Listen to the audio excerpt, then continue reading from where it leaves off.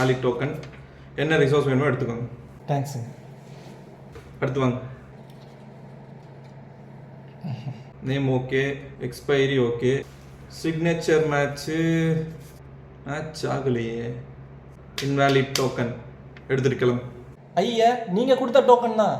தப்பாக ஏதாவது பார்த்துருக்க போகிறீங்க. தப்பாலாம் கிடையாது.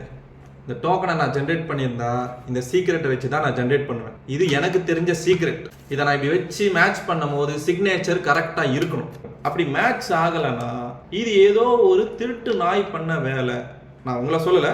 ஸோ மரியாதை எடுத்துகிட்டு போயிருங்க. கொடுத்த டோக்கனை இப்போ வந்து சரியில்லைன்னு சொன்னால் நான் என்னங்க பண்ணுறது?